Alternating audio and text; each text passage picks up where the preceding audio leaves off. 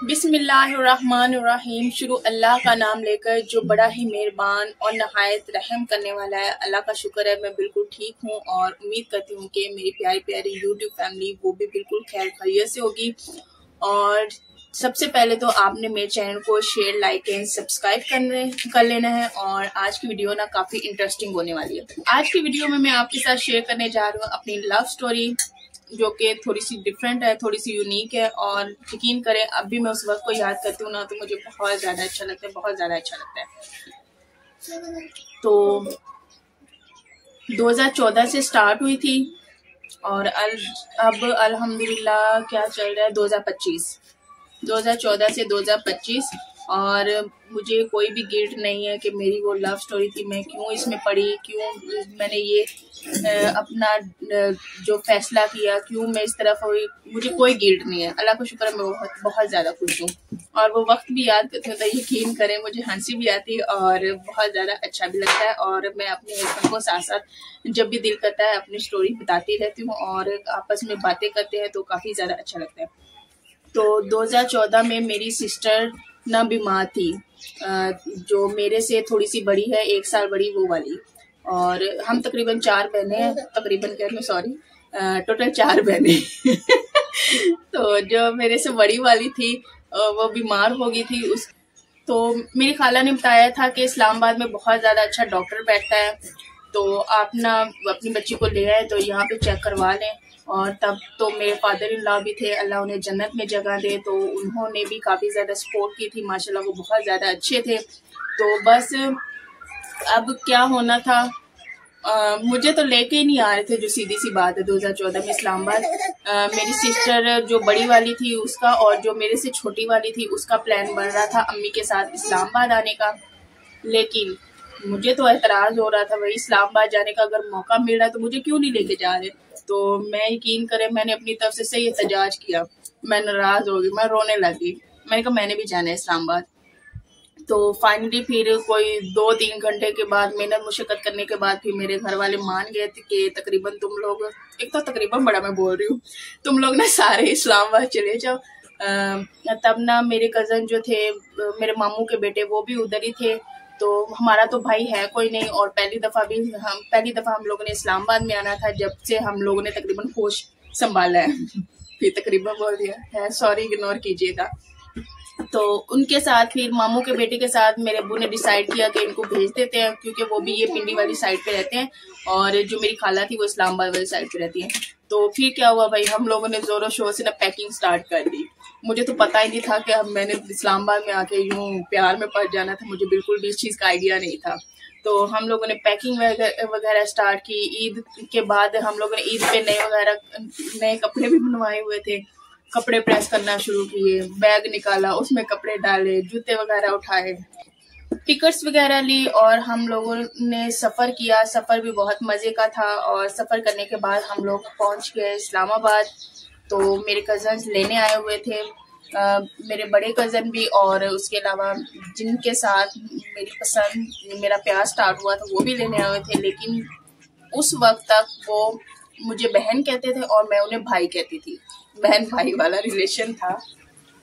तो बस फिर जो मेरी छोटी बहन थी उनकी काफ़ी ज़्यादा अटैचमेंट थी, तो बाहर घूमना फिरना, आना जाना, मैसेज पे बात वगैरह करने, जो छोटी बहनों की तरह ट्रीट करना, तो वो काफ़ी ज़्यादा उनके आपस में रिलेशन थे। तो उन्हीं दिनों के दौरान ना फिर जाहिर सी बात है वो छोटी थी तो उसको घूमना फिरना, कभी फैसल मस्जिद जा रहे थे तो कभी मैं बैठी हूँ यार मुझे कोई लेके नहीं जा रहा, तो इस चीज़ पे मेरा मुंह बन रहा था। और उसके अलावा फिर जब मैं नाराज़ थी तो फिर खैर बड़े वाले के साथ तो इतना नहीं था, वो फिर मेरे लिए ना छोटी सी चुटकियाँ मुटकियाँ लेके आए थे, मुझे काफ़ी अच्छा लगा और मैं ले भी नहीं रही थी और उन्होंने फिर मुझे यूं ऐसे कैच करवाया, मैंने पकड़ लिया अच्छा ये था। उसके बाद फिर कोई हैंड फीस वगैरह पे भी थोड़ा बहुत हमारी लड़ाई वगैरह होनी, और उसके अलावा फिर हम लोग नीचे पार्क में जाते थे, वहाँ पे हम लोग ने पकड़ाई खेलना, तो काफ़ी अच्छा वक्त गुजरा। तो फिर अब था जाने का वक्त, उस वक्त भी ऐसा कोई सीन नहीं था। अब जाने का टाइम आ गया तो हम 4 लड़कियां थी और साथ में अम्मी थी। हम लोगों ने इतना लंबा कभी सफ़र नहीं किया था अकेले, और वो भी रात का सफ़र करना था। तो फिर जो मेरे फादर इन लॉ थे उन्होंने फिर जो छोटे वाले को उन्होंने कहा कि तुम ना जाओ और इन्हें छोड़ के आओ।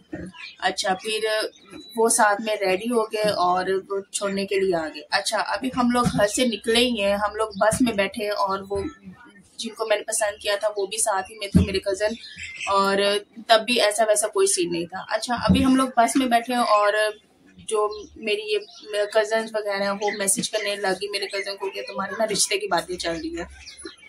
तो फिर क्या होना था, कभी कह रहे थे इसके साथ करना, कभी उसके साथ। वहां से ना मेरा थोड़ा सा माइंड बदला। घर में आए, फिर नाश्ता वगैरह किया, वहां पे भी अच्छा वक्त गुजरा। अब ये था कि मेरी नानी का घर भी उधर गांव में ही था, तो वो कभी भी हमारे घर में ऐसे नहीं रहते थे।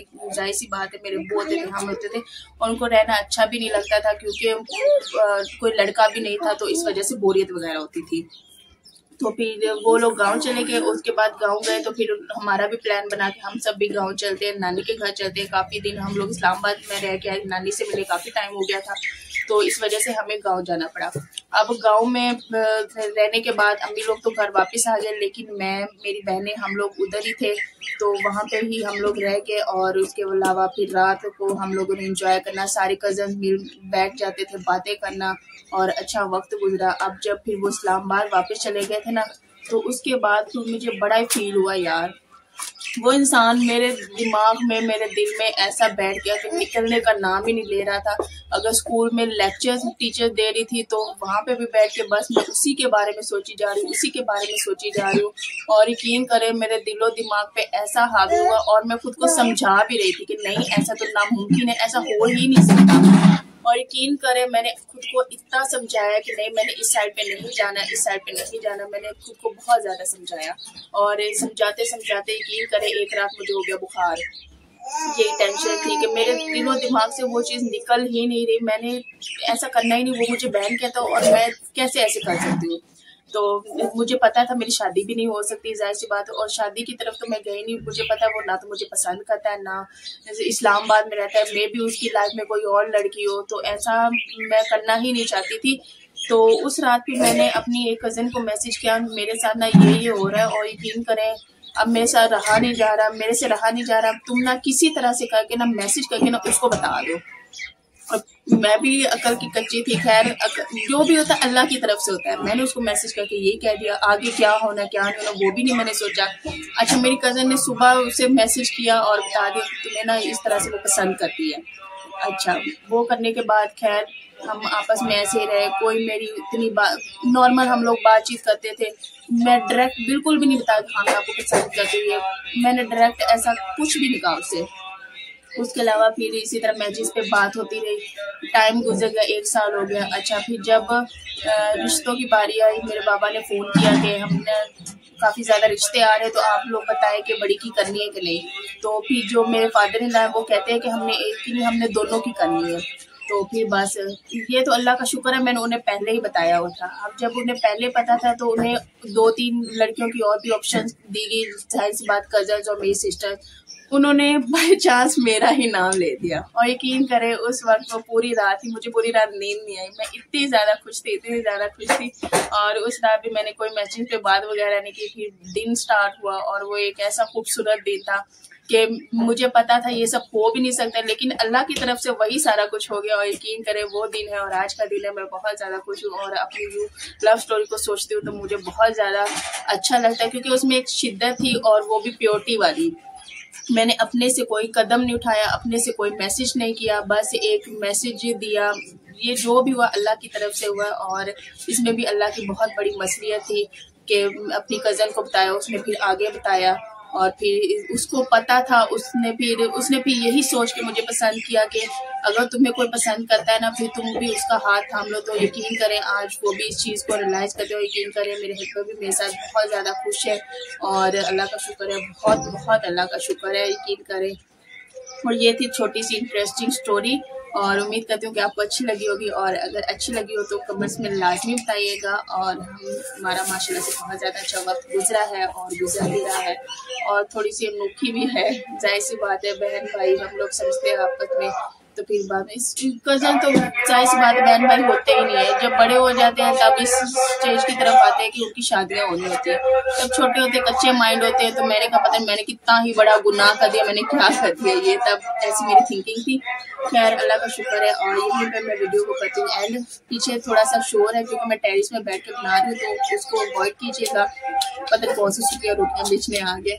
तो खैर ये पे वीडियो को कर देती हूँ एंड इंशाल्लाह नेक्स्ट वीडियो में मिलेंगे। तब तक अपना ढेर सारा ख्याल रखें, दुआ में याद रखें। अल्लाह हाफिज। आज की वीडियो में ना मैं अपनी लव स्टोरी के बारे में डिटेल के साथ बताऊंगी। और खैर तब तो एक जो होती ना लव वो वाला तो नहीं था, लेकिन जो एक पसंद होती है ना वो जो एक